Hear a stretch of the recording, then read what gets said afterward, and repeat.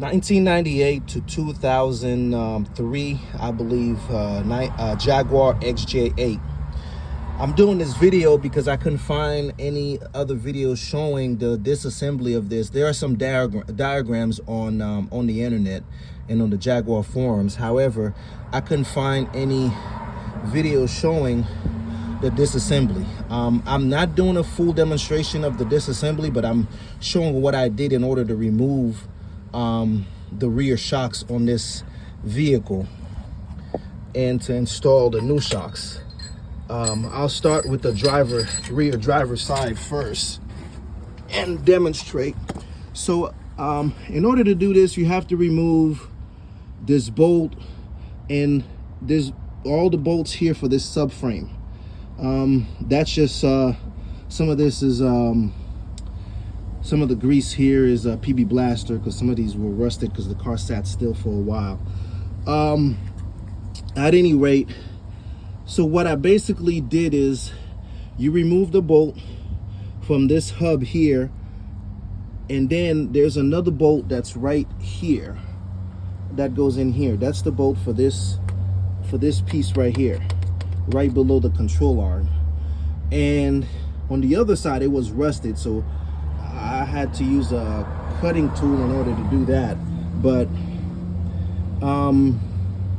I was able to remove this side fairly easily in comparison to the other side. But after you remove these bolts here, you remove the subframe bolt throughout here. If you follow the flashlight, and you'll have to move these jack stands in order to get leverage or space at different times. So just be mindful of that.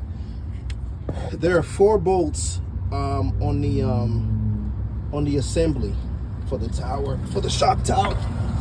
So one here, another one back here where you see my light flashing back here, another one somewhere over here, which is kind of difficult to see.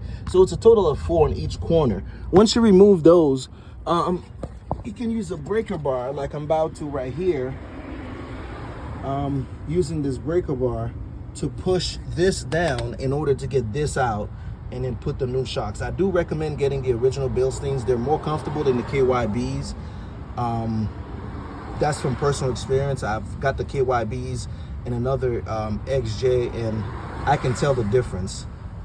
Even just on the front, I can tell the difference. The KYBs are great for the price, but if you want that original ride, it's better to go with the Bilsteins.